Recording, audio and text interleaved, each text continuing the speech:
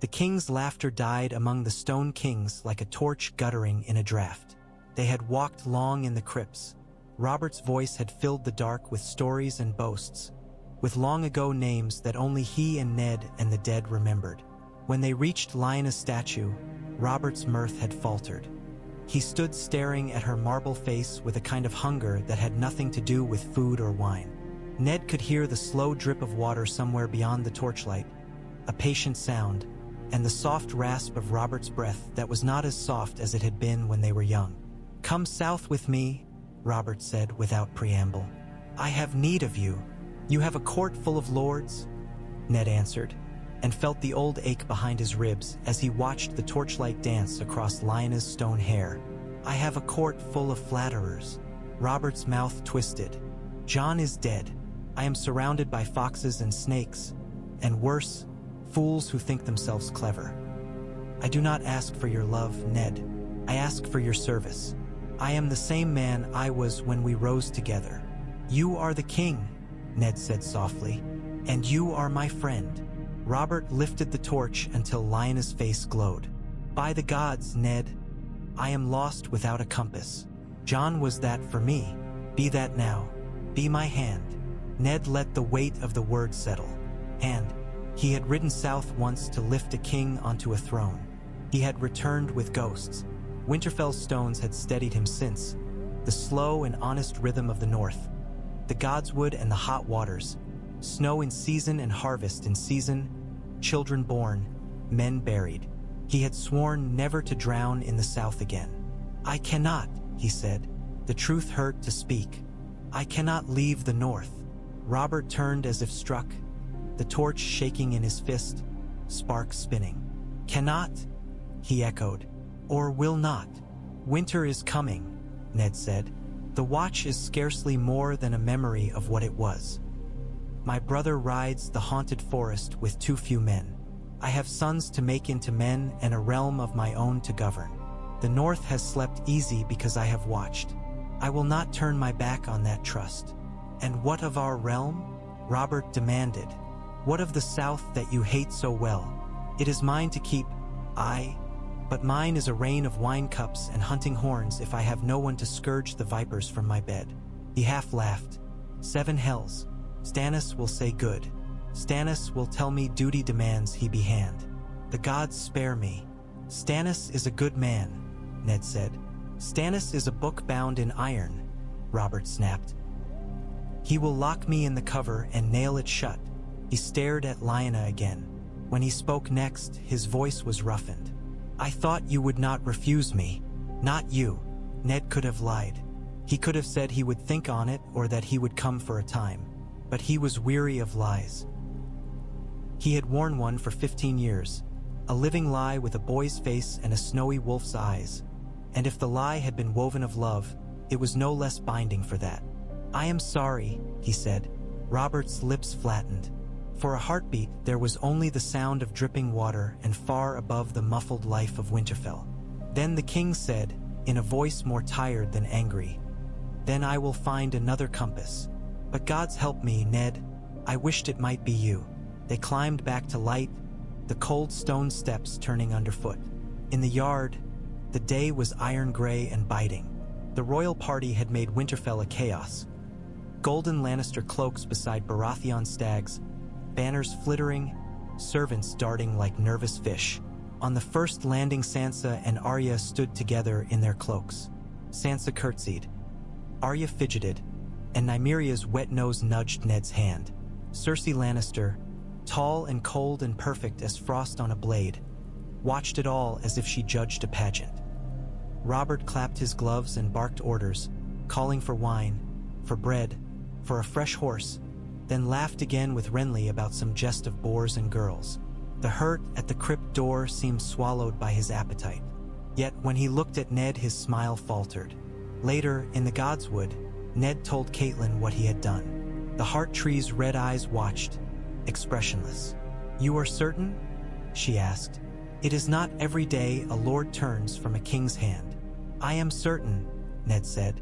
Catelyn's breath ghosted in the cold. "He will take it as a wound. He already has." Ned knelt in the frost-thin grass before the weirwood and leaned his brow to the trunk. "But I am Lord of Winterfell and father and brother to the Watch. What would you have me do?" She did not answer at once. The silence of the Godswood was not empty. It was full of old voices. When she spoke, it was with the practical steel he loved. "Then we must balance what is lost. There will be anger in King's Landing. Lord Tywin will not forget a slight to his house, nor will the Queen." "The Queen will forget nothing," Ned agreed. "Yet even a lion is quieter when it is warm and fed." "Then feed them," said Catelyn. "Send gifts. Send men with the king to swell his escort south and honor him. Send Theon, perhaps." Ned smiled despite himself. Balon Greyjoy counts every breath the boy takes and adds it to his long ledger of grudges. He will think we grow careless if we let his heir ride south as a page. Better careless than defiant. He thought of Robert, torchlight in the crypts making his face young and desperate. "I will send men," he said at last. "And I will send a letter." His gaze wandered to the hot spring mist curling along the banks. "I will send a rider to the wall. Benjen should know the road south will be thinner of men." "And the boy?" Catelyn asked, quiet. "He has chosen," Ned said, and the ache flared again. He could see Jon in the yard with Ghost at heel, the boy's face closed and proud, the hurt under the pride like winter under thaw.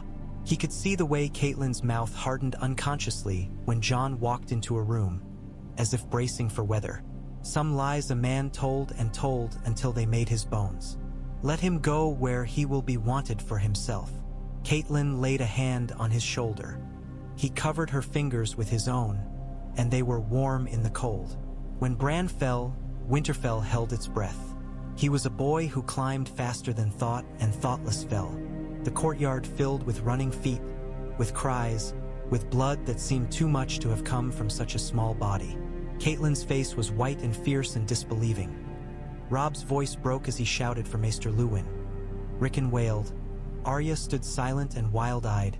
A hand knotted in Nymeria's ruff.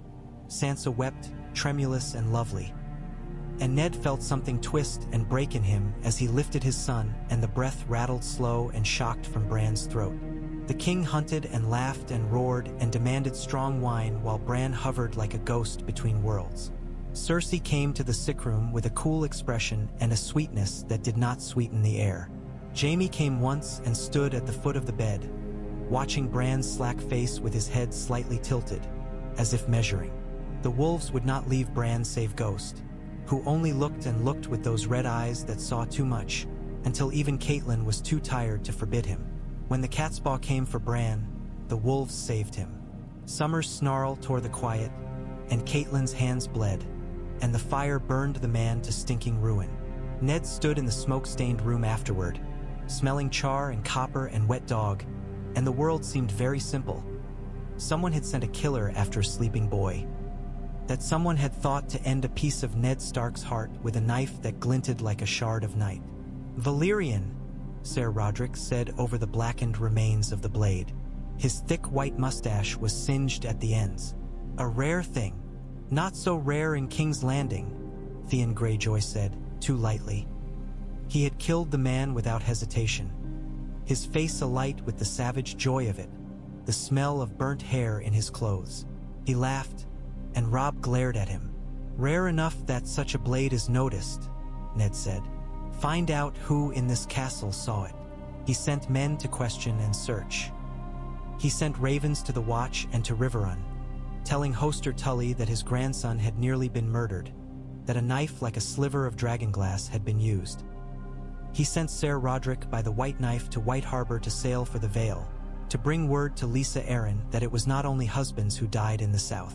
He wrote not to King's Landing. Some things sent in ink could be counted and weighed by men like Peter Baelish, and Varys would read what crows wrote as easily as sunlight. Jon left with Benjen and the Black brothers 2 days before the king rode. Tyrion Lannister, who felt more like a man outside his family than among them, asked leave to ride north with the Watch as far as the Wall, for curiosity's sake. Ned watched them go from the gatehouse, the boys back stubborn straight, ghost trotting pale as frost at his stirrup. Tyrion waved a gloved hand comically and then sobered when he saw Ned's expression. "Keep him from bitterness," Ned said to Benjen Low, when the dwarf was out of earshot. "I'll give him a shovel and a coat," Benjen said, grim but not unkind. "Out on the ice there is no room for much else." Robert said little to Ned the morning he left Winterfell. There were words spoken because words must be spoken. There was meat torn and wine drunk and hunting promises. Ned presented him 10 good men of Winterfell in mail and fur to ride south with the royal party and honor the king, and a chest of white furs, and a hawk with eyes like chips of bright stone. Robert accepted gruffly.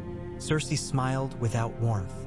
Renly embraced Ned, laughing something about the chill making a southern man's manhood hide. Jaime's eyes were like sun on snow. Ned stood on the gatehouse as the banners streamed away. The crowned stag and the golden lion and the red roses and all the lesser colors that went with a royal progress. The sound of them faded like a storm receding. When the last plume was a speck and the last hoof had thudded down the south road, Winterfell breathed again, and the silence was a comfort. It lasted only until Bran stirred and whispered in a voice like old paper, "They are coming," and fell back into sleep, and that night summer howled without stopping until the sun rose gray and thin as watered milk.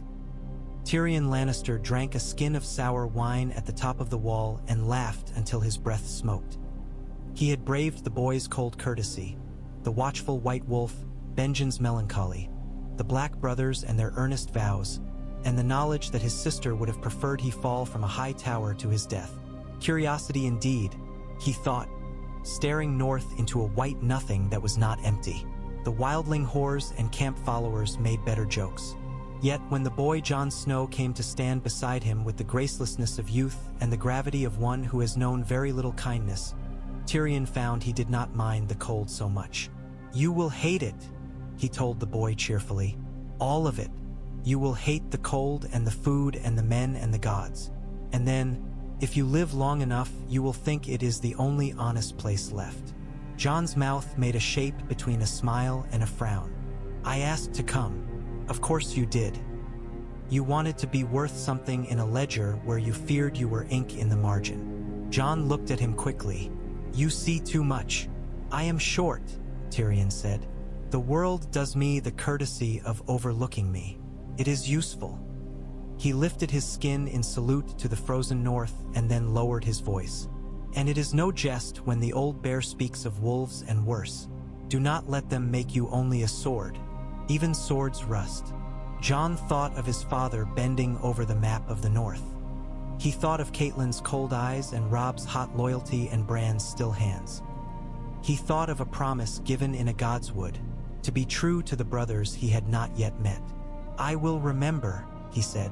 "You had better," Tyrion said, and shivered the whole way down from the dizzying blue height of the wall, laughing still, because laughter was as good a cloak as any.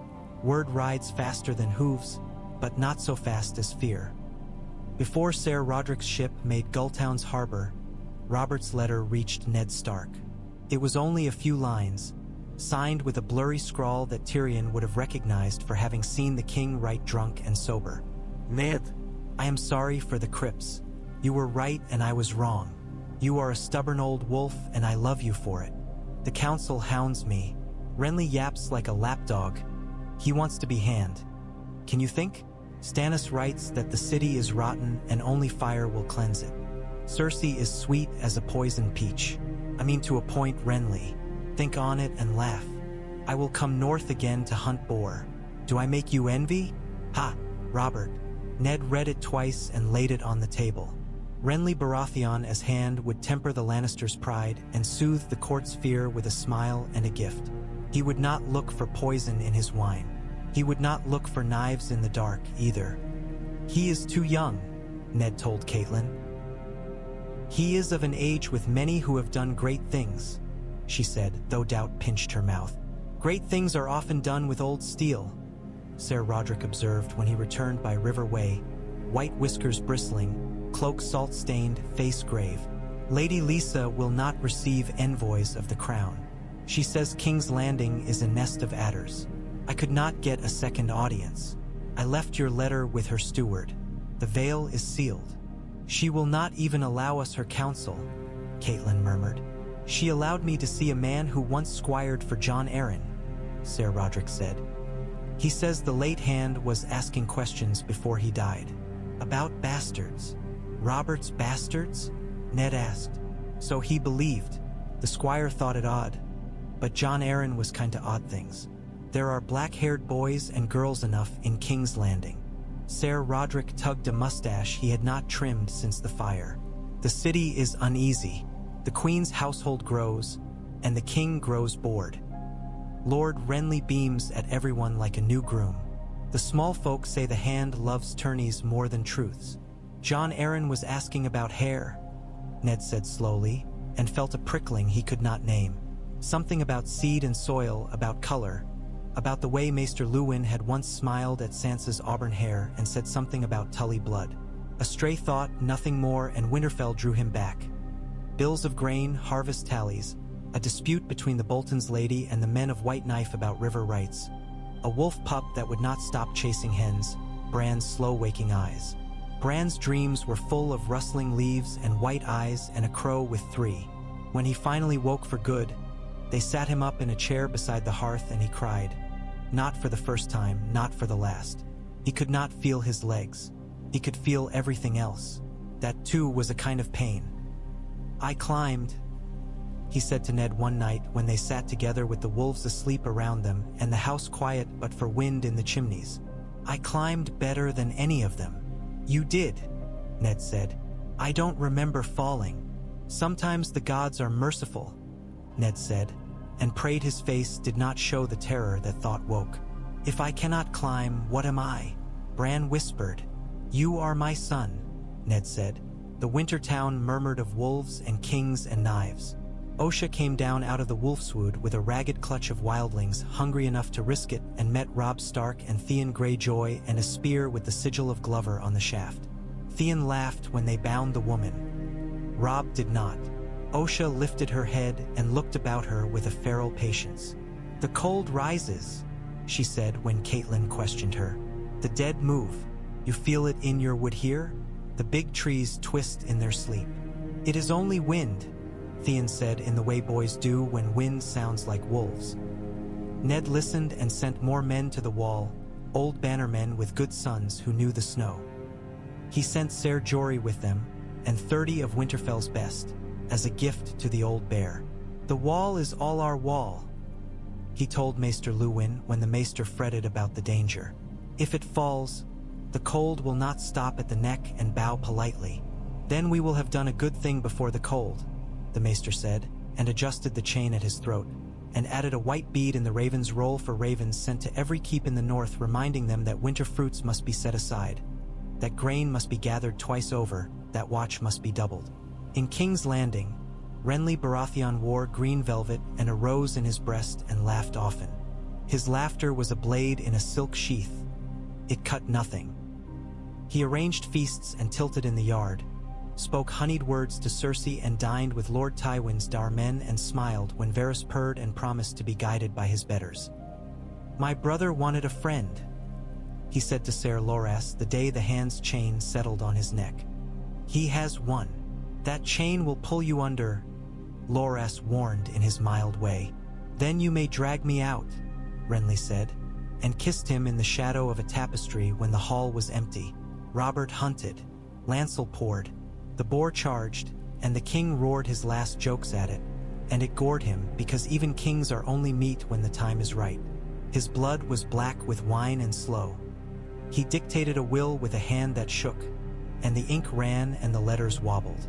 Ned, he said once, in fever, and Cersei smoothed his hair and told him softly that Ned Stark was far away and of no matter. Renly ran in the dark with Loras at his side.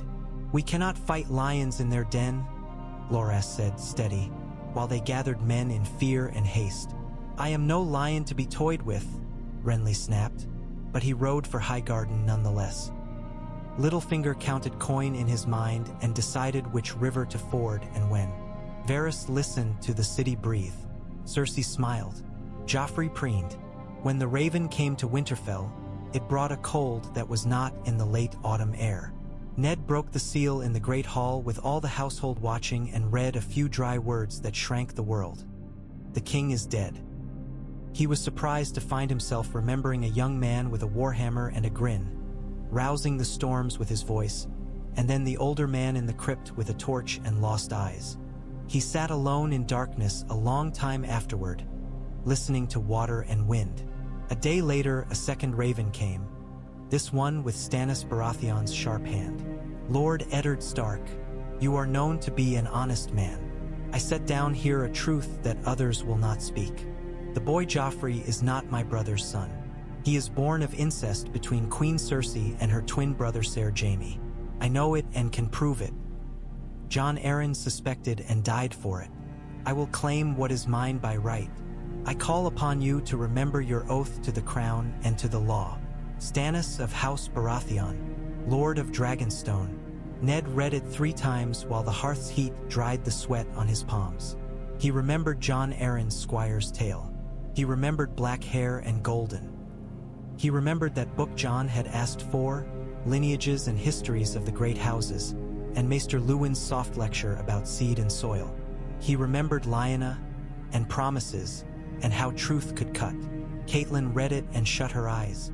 If this is true, the lions will not suffer the stag to roar long. If it is true, Ned said, and heard how tired he sounded. If it is true, the law is simple. Law and power are not friends, she said. I have bent law once, Ned whispered. I will not bend it again. He called his banners. They came rippling over the moors and forests and rough hills. Karstark and Glover and Manderly and Umber, the young and the scarred and the hungry and the proud, men who had fought with Ned in the rebellion and men who had learned their sword in Winterfell's yard. The great Jon roared until his voice broke and then roared more softly. Roose Bolton watched like quiet snow and made his tidy lists. The air filled with the smell of horses and wet leather and men, with Cookfire's smoke and the wolf speech of sons reunited with pack. Robb's eyes shone. He went to bed with his sword laid out beside him and rose before dawn to drill and ride, to make the maps his father drew into muscle and bone. Lord Frey will expect courtesies, Catelyn reminded Ned when the matter of the twins was laid on the table like a blade. He will expect more than courtesies. He will get what is his to have, Ned said. No more. He holds the bridge. She touched his arm. Walder Frey is a man who counts, and remembers debts both slight and weighty. You count honor. He counts favors. I count both, Ned said. Robb looked up from the pieces on the board. He had been placing little carved stags beside the trident, moving little lions toward Harrenhal in the way a boy dreams battles. Father, you will sit Winterfell in my stead, Ned said. Robb's mouth opened and then closed. You will sit it for a little time only until I cross the neck. Then you will come to me with a strong rearward and men fast enough to run. We will not leave the north blind. I want to ride with you, Robb said, because he was a boy and a man all at once. You will, Ned said gently, but not as a boy. Robb swallowed and nodded as solemnly as any sworn sword. Grey wind nosed his hand as if to say it was right. They rode south not like a thunderclap but like a tide. Steady, implacable, many streams feeding one, swelling. At Moat Cailin the old fortress brooded in the mists of the neck, its towers broken like black teeth, its causeways treacherous. Crannogmen came pale as reeds from the swamps to whisper of Lannister outriders and river smoke. Ned sent them back with oaths honored and small gifts, remembering Howland Reed and a borrowed knife and a tower of joy that was only a blade's width distant in memory. Always. At the twins, Lord Walder Frey smelled opportunity the way a hound scents a carcass. He made much of old bones and older grievances when they stood in his drafty hall. Never a Stark has set foot here in my time, and why should they, No word, no guest right, while my lord father lay dying. I remember. I will do my remembering with the gods, Ned said. I am here to cross, and you will cross with my blessing, Walder Frey said sweetly, and with my price. He had a list longer than some men's lineages.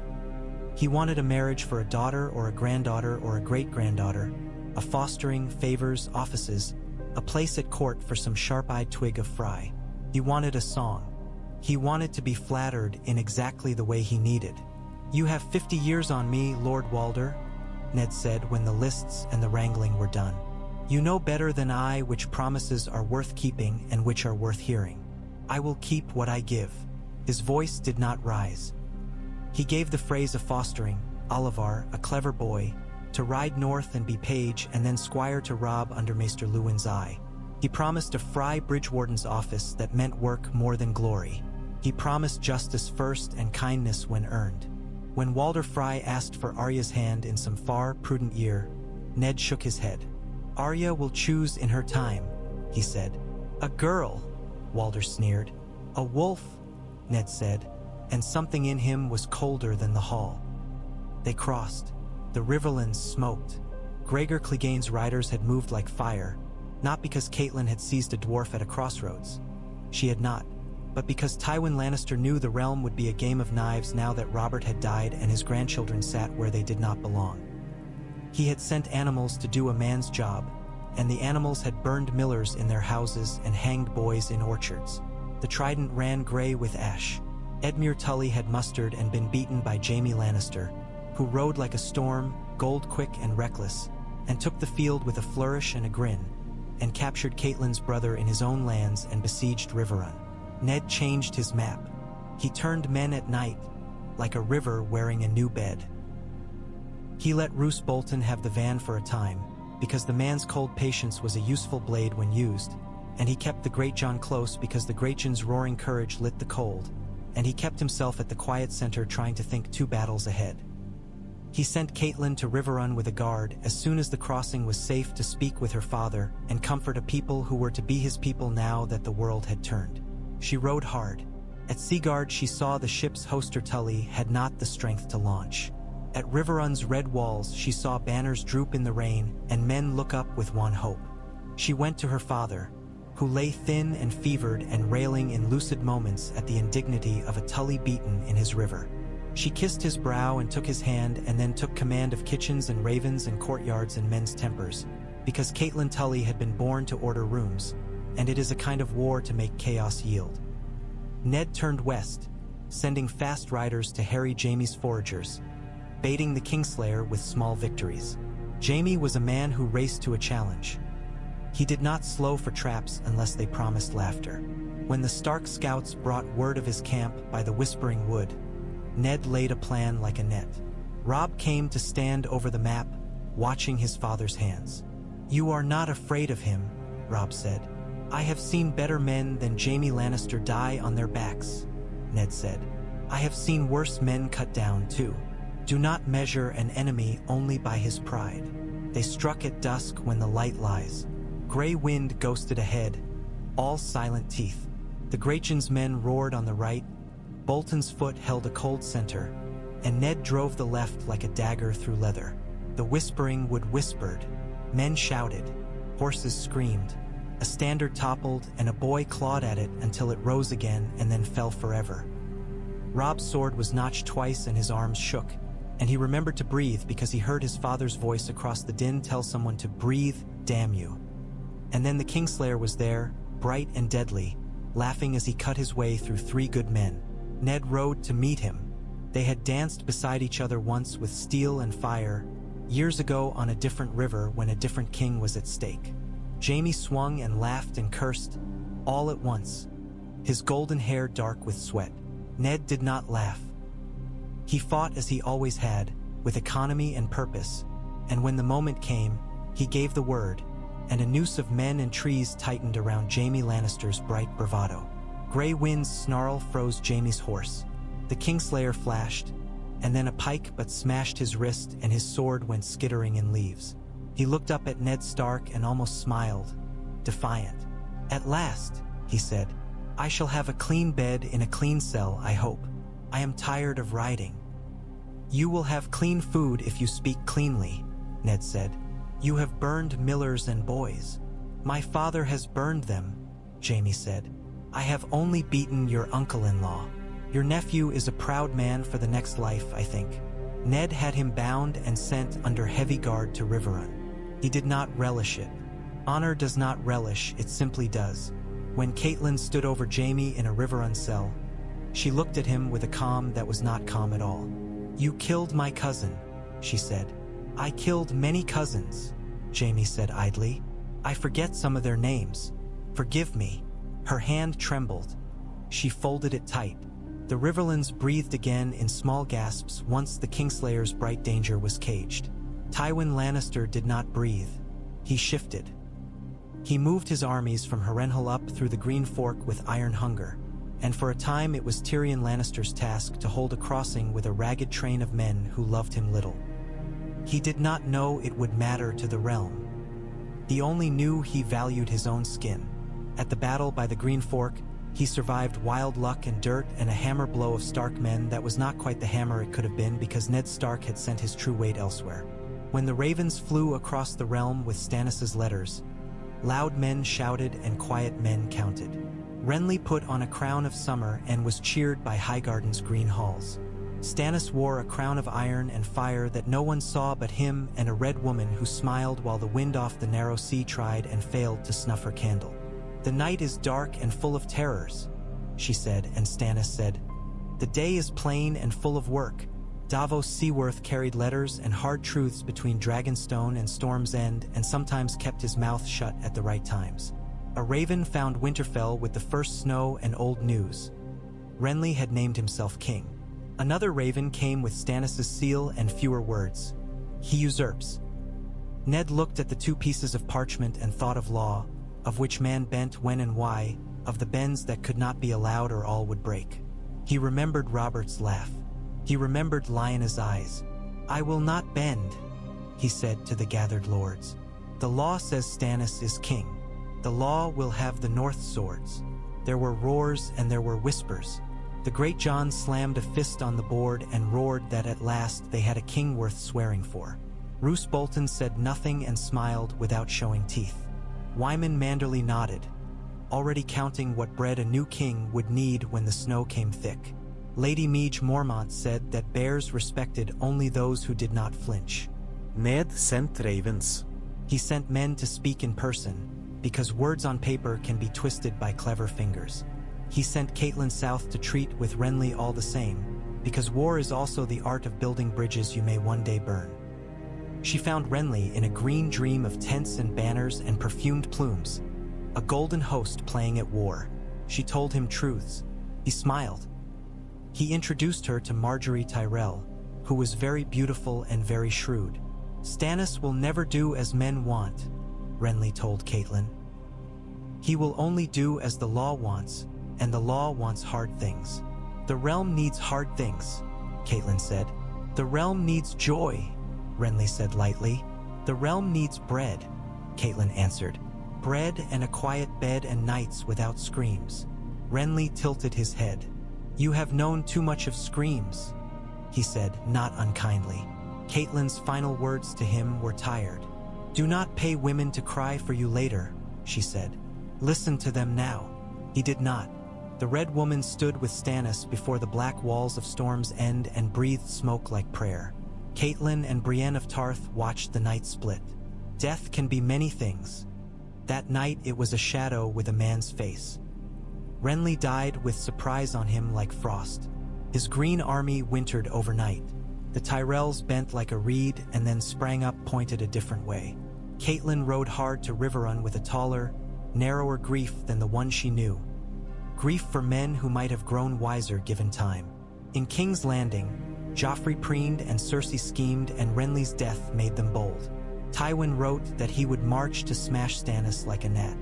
They did not know Davos had whispered in his king's ear, and Stannis listened when the council was plain. "When a gate is lightly held, you strike it," Davos said. "The lions have no one in their den I would fear as I feared Jaime and Robert. The city is a purse that will spill if you cut it fast." "Cut it then," Stannis said. "There are men who love sieges as women love sons." Stannis was not one of them. He believed in taking what was his with the minimal required blood. He believed in fire as a tool, not a faith. In another world, Men made of lies and wit would have lit the river and drowned him in green fire. In this one, no dwarf hand paced the city walls and counted jars. Pyromancers muttered in cellars and never had their hour. The chain that could have closed the river never rose from its rust. Fleets count more than flames when the wind is with you.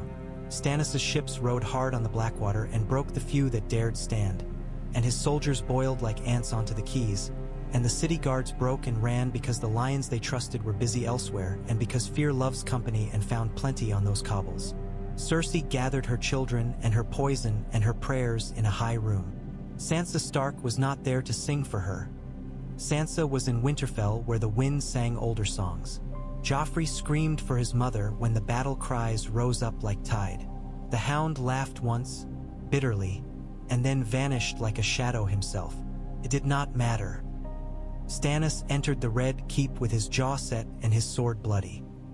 He took a queen by the wrist and said, "You have consumed much mischief," and had her shut up in a room with no tapestries and a single hard chair. He took a boy by the collar and said, "You are not the king," and had him given into the custody of a dozen quiet men. He found Tommen crying and Myrcella white-faced and did not rage at them. "We will find your father," he told Tommen. "Your father was Robert Baratheon." He gave the children to the care of a nurse who had raised too many of other women's babies to be easily bought. When the ravens flew with news that Stannis sat the Iron Throne, many hands reached for quills. Tywin Lannister reached for his armor. He turned his host and rode hard from Harrenhal with fire in his eyes. He met a wall he had not expected. The north in a stance that was not quite defense, not quite attack, every road harried, every forager taken at night, every messenger turned. He had lost one son. He had lost a city. He had not lost himself, but he had found his match. In his tents he sat late with maps, with Kevin's quiet counsel, with rage he never showed anyone. "We will squeeze the river until it is dry," he said. "Rivers hold more water than we can drink," Kevin said, but made ready. Ned Stark did not rejoice at Stannis' taking of King's Landing. He felt a sober satisfaction, like a craftsman who sees a beam finally set true. He sent a raven with only these words, "The North keeps its oath." He marched to clear the fords and the farms, to drive the lion's shadow off the riverlands, to take a little man named Amory Lorch who laughed when he burned a sept and hang him from a tree that had been watered by a novice's blood. He did not turn his face from what had to be seen. He kept Jaime under guard at Riverrun and spoke with him once in a while, because sometimes a man needs to hear the worst truths in another man's easy voice. "You think your king will hold what he has taken?" Jaime asked him, smiling faintly. "You think my sister will sit prettily in her gray room and wait to be judged? You do not know her." "I know that law has hands," Ned said. "They are mine today." "You always were a boar," Jaime said. "A brave boar. Boredom is the soil crops grow in," Ned said, and left him to Catelyn's cold civility and the river's steady murmur under the window. A raven came from the wall, white as bone. Winterfell's hall was full when Ned read it, because that was how news should be read. The old bear wrote with a blunt quill and no poetry. Men dead and more dead, blue eyes in the night, a great fire at the fist of the first men that beat the cold back for a night and then let it in again. A boy named Samwell who had run farther than he knew he could and lived because other men had died. Wildlings gathering under a king with a ragged crown of bones. Benjen Stark's name was not in the letter, but he was in the whiteness between the words. Ned did not breathe for a long moment after the reading. He saw a small boy with a wooden sword and a wooden face at his knee asking quietly if monsters were real. He saw Jon's eyes, red in firelight, and Ghost's red eyes beside him, and he felt winter take his hand in its very old grip. "We will finish what we have begun in the south," he told the lords. "And then I go north. Now," the great Jon roared. "As soon as we may," Ned said. "A wall holds as long as its friends hold." Catelyn looked at him across the hall with something like relief and something like dread. Robb's mouth was a straight line. He never looked more a Stark than when he was trying not to show fear. Stannis Baratheon summoned him to King's Landing with the gravity of a man who never summoned lightly. "We are not done," Stannis said in his letter. "We are not friends. We will never be friends. We stand on the same stone. Come and help me make it hold." Ned rode with a chosen guard, leaving Robb with the army that would keep squeezing the river until Tywin bled not coin but will. He rode with Catelyn as far as the Trident and kissed her as if they were not both too old and too tired to pretend at happy endings. He rode with Theon at his stirrup until the Ironborn's restlessness broke him away toward Seaguard to look at ships with a measuring eye and think thoughts he did not say aloud. He rode to a city that smelled of smoke and lemon water and fear relieved. Stannis received him in a high room full of plain light. The Iron Throne loomed like a threat behind him. "You took it," Ned said. "It was mine," Stannis said. They measured each other. They were men who spoke truths. It did not make them friends. "The lion will not stop," Ned said. "He will die if he comes," Stannis said. "Many men will die either way," Ned said. "Many men have died already for less honest causes," Stannis said, and that was true too. They made a shape of peace and law between two hard natures. Stannis named Ned Warden of the North with words that carried the weight of rock. He named a new small council and put no Baelish on it, no Varys close enough to whisper directly into his ear, though the spider still watched and found ways to make himself useful, because that was what he was made to do. Davos Seaworth stood in the chamber with hands that remembered knots and said little and was heard when he did speak. Melisandre of Asshai stood too and smiled her fire smile less often, perhaps because a city of stone did not love her as ships of tar had. "Your son will be hostage to your duty," Stannis said without malice. "My son is my son," Ned said. "I will send you another." He sent Olyvar Frey back south to serve in King's Landing, and Stannis's mouth twitched, almost, because he understood salt payments and how to bind men. Ned sent others too, names that did not glitter, boys and girls to be wards and pages and squires in a court where he could trust at last that they would not be gambled like coins. He set men to ride the King's Road and repair the mile forts that had sagged. He sent for masons and carpenters and engineers from White Harbor to go north to Castle Black and Eastwatch by the sea. He sent for grain and salted beef and lamp oil. He sent for iron. Robb came to King's Landing for a bare week with a guard of northern spears and gray wind moving like a shadow among men who gave way without knowing they had. He stood Benia, Tage the Iron Throne, and did not look up for long. He knelt to Stannis with a face like cut stone and rose and went to the yard to cross blades with men he had never seen and make them respect him. On the third day, he rode out again to return north, and the city felt a little less dangerous as his hooves clattered away. Sansa Stark never saw the Red Keep. She learned songs in Winterfell from Old Nan and from the minstrels riding south between wars. She learned sums at Maester Luwin's table and learned to hold her sleeves back when she fed Bran and not to flinch when a wolf came close and breathed meat and wild on her hand. Arya climbed again, slower than Bran had, to the roofs where the hot spring steam rose in ghosts and the ravens came to argue. She practiced with Needle in the yard behind the broken tower and begged Ser Roderick for instruction. He did not know how to give a girl. "Girls make as good warriors as boys when war is at the gate," Meage Mormont told her with a grin when she visited. Arya grinned back and bloodied her lip on the next stroke and hardly noticed until Sansa scolded quietly as she cleaned it.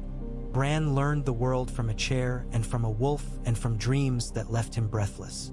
Summer slept at his feet and Shaggy Dog came and went like a storm and his eyes opened to more than the hall. He saw a crow with 3 eyes, and when he told Osha, she nodded as if he had said the name of a thing she had seen often and was only glad to hear someone else say it. "North," Osha said, barefooted even in snow. "Always north."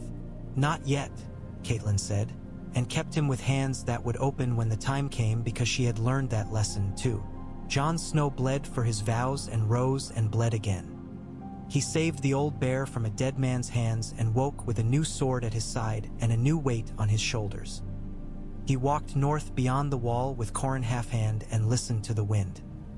He spared a wildling girl with red hair and a wry mouth and argued later with himself as much as with her about freedom and oaths and what a man can choose. He learned Mance Rayder's name and saw the firelight in cold eyes. He climbed where no man should stood and looked down on a sea of tents and cookfires under a sky that did not care. "The wall is only a wall if men stand on it," Corin told him. "Men and stories. Remember that." "I will," Jon said, and strangers called him brother, and he found that sometimes it was true and sometimes it was smoke. When the first white ravens flew from the citadel, great and solemn as the end of a song, Winterfell's ravencoat filled with their heavy wings. Maester Luwin took the scroll and read it with the gravity of a man who had felt this weight before. "Winter," he said to Ned and to the hall. "It is here." The word moved through the castle as if it had been whispered in every ear at once. Women tightened belts and men checked harness, and boys fell silent for a moment without knowing why. The hot springs steamed steadily. The godswood shivered, a ripple in a still pool. Ned went to the godswood and put his hand on the heart tree's rough bark and closed his eyes. He had fought wars and survived lies and watched a king die and seen another crowned. He had mended broken things and broken new ones and tried, always, to set the beam straight even as storm and men pushed. Now the old truth was here, the truth every Stark child is nursed on. Winter was not an enemy to be beaten and sent home. It was a season. You did not defeat seasons. You endured them with what you had put by. He turned his face north.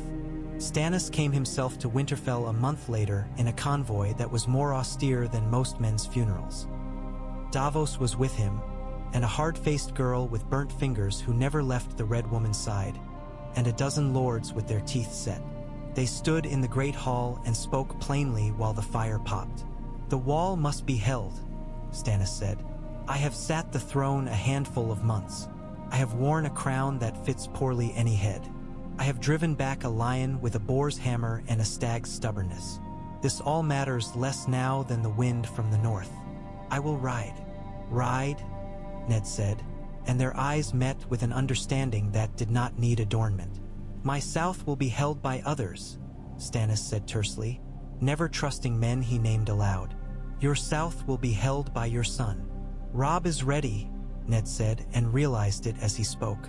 "Then let us see if the realm can be, for once, a single thing," Stannis said, and his mouth twitched again, that almost smile that looked like someone stretching a long and used scar. They rode with men who had fought each other last season and men who had never thought to stand side by side. Stormlanders with thick oaths and Northmen with thick furs and Riverlords with thin patience. They rode with Karstarks quiet and Umbers loud, with Davos Seaworth telling a joke sometimes that made even Meage Mormont snort despite herself, with Melisandre lifting her hands to a pale sun and saying it would burn brighter if men wanted it more. They rode with carts of grain and barrels of oil and ropes and nails and shovels, because wars are won with those too. At Castle Black, Jeor Mormont received them with something like relief and something like contempt for himself for feeling it. "It should not be needed," he said to Ned gruffly, "the way a man greets his brother when he hoped his brother would never have to come." "Need is not a shame," Ned said. "Wanting to have no needs is a boy's thought." They set men on the wall and below it, on the old ruined forts and the new raised ramparts of earth and ice. They sent rangers to narrow places and set horns where sound would carry. Stannis counted, an abacus of men and meals, with a zealot's intensity that did not need a god to make it burn. He took a small room with a hard bed and ate what other men ate and rose when other men rose. He had no gift for grace. He had a gift for persistence. Jon Snow came to stand before Ned in a black cloak. He had outgrown an eyes that had seen more than Winterfell would have allowed. He knelt. "Get up," Ned said, his throat tight. "I have taken vows," Jon said. "I cannot be your son here." "You have always been my son," Ned said. "More now, not less." They spoke of White Walkers without saying the name. They spoke of wildlings with respect. They spoke of boys Jon had led and lost and men Ned had buried and never truly left. "I met a girl," Jon said abruptly, and his face changed, emptied and filled at once. "You are a man," Ned said, and that was both pardon and sorrow. When the night came like a wall of its own, when the horn blew low and long and then again, the men on the wall held. Ghosts stood on the ice with fur like snow and eyes like coals and growled a sound that made men breathe deeper. Summer howled far away in Winterfell, and Bran in his bed sat bolt upright and said, "Now." And no one knew why. Ygritte's arrows sang, and she laughed with tears on her face. High on the steps below the ice, and Jon heard her and did not look. Fire fights cold imperfectly. Courage fights fear imperfectly. Law fights madness imperfectly. But enough imperfect things can hold a line if they are placed right and if men do not run. The dead came with eyes like bitter stars, and they broke where the oil burned hottest, and where the men's hands were steadiest, and where Stannis' iron would not bend, and where Ned Stark's voice was a rope men could hold. When dawn rose weak and gray, when the snow was trampled and blackened and men stood shaking and laughing because they were alive, Melisandre lifted her hands and said, "R'hllor," and no one answered aloud except perhaps in their own ways, to their own gods. Stannis leaned on a parapet, jaw clenched, and nodded once to Ned. "Work," he said. "Work," Ned agreed. Work followed like a shadow. The wall was repaired again where it had cracked. The dead were burned and their ashes buried deep. Men were counted and barrows raised and names set down because names matter. Ravens flew. Davos wrote careful letters. Roose Bolton sent words that were polite and promises like thin ice. Robb wrote in a young man's hand with an older man's sentences, telling of a lion pinned at the fork and a riverland breathing steady. Sansa wrote to Bran telling of a song she had heard of brave men in black who held the dark with thin swords. Arya wrote to Jon a drawing of a wolf with a stick figure on its back that was meant to be her, laughing. Bran wrote to no one. He slept and dreamed of roots and rivers of time and woke with a single tear and no memory of why. Catelyn wrote to Ned that the hearth smoked and she could not make it stop, and then later that she had made it stop, and that this too was a victory. Jaime Lannister sat in a cell beneath stone and whistled tunelessly and spoke to Catelyn sometimes, and the sharpness in his words dulled a little, like a blade used for too long on rope. Tywin Lannister sat in a tent with candles guttering at dawn and shuffled men like cards and found that the deck was thinner than he liked. He narrowed his eyes and yielded a road he would have imagined taking in any other year. He withdrew toward the west with his banners furled a little lower, because men can lose without breaking. In the Red Keep, a boy king who was not a king learned to pray and then forgot. A girl with golden hair learned that the world constrains even those who believe they were born to be unconstrained. Stannis sat his throne rarely and his counsel often. He listened. He punished. He did not please. Davos kept him human when he could. Winter came not like an enemy but like a weight. Men staggered under it. Women adjusted belts and made soups of bones and salt. Children learned to be quiet when they were told. Wolves grew heavy-furred. There were more nights and more sounds on the wind than men had known in their father's time. There were fires that guttered and were rebuilt. There were graves that filled. There were small moments of joy. A boy catching a snowflake on his tongue. A letter arriving with good news and a promise of better. A wolf bringing down a buck in clean kill. A woman waking to warmth beside her and forgetting, for a moment, hunger. There were moments of grace. Stannis giving a blanket from his own bed to an old man who shivered without making a speech about it. Ned bending to lift a child onto a wall walk so she could see the sunrise over a world that did not know her name. Jon turning his face away from a temptation that would have been comfort and then finding comfort in the work of hands. In time, the dead came less. In time, the cold did not cut so deep. In time, men talked again of planting and of coin and of marrying. Stannis looked south again and sharpened quills. Ned looked south and thought of going home at last instead of camping in a wind that never did an honest day's wage. He rode back to Winterfell with a smaller guard. The Godswood was as he had left it and not at all. Snow lay like a prayer across the roots of the heart tree. He pressed his brow to the bark and felt, for a moment, very young and very old. He stood in the hall and Sansa came to him graceful and grave and kissed his cheek and did not scold him for the stubble it left. Arya flung herself at him and he staggered and held her as if she would sprint away again at once. Bran looked up from a map of the world that had more rivers than the ones men could see and smiled with half his face and then all of it. Rickon laughed as Shaggy Dog knocked over a stool for the joy of knocking over a stool. And Catelyn came from the kitchens with flour on her cheek and an expression like a thaw. "Home," she said. For a time, Ned said, because a man who has learned winter knows you do not say forever. For a time and well earned. He wrote to Stannis of roads and wolves and harvests and grain to be shipped and men to be paid. He wrote to the watch of tools needed and sent more than he wrote. He wrote to Robb as if to a lord and to Sansa as if to a lady and to Arya as if to weather. He did not write to Jon, because the paths between a man and his vows go away not served by ravens. He went often to the crypts, not out of sorrow now but out of the habit of honoring. He spoke to Lyanna. He spoke to his father. He spoke to the men he had lost and the boys he had failed and the boys he had not failed and who had failed themselves instead. He did not speak to Robert there. He spoke to Robert in the yard, when Robb swung a sword and kept his balance, and in the hall when someone told a story and everyone laughed, and at the tables when bread tasted like bread. In a spring that seemed impossible until it arrived, Stannis came north again, not with spears this time but with papers and magistrates and a list of men to be called to account and men to be pardoned. He brought Gendry, an honest-faced smithing youth with Robert's features stamped on him like a coin struck hard. He brought Myrcella, to be fostered among people who did not expect a crown to fit every cradle. He brought a promise to keep law that sounded like a threat because he had never learned how else to speak, and this time more men heard the promise in it than the threat. "Will the realm hold?" Catelyn asked Ned one night when the fire was low and the wolves were quiet and the wind did not rattle the shutters for once. "Nothing holds without hands," Ned said, "but there are more hands now."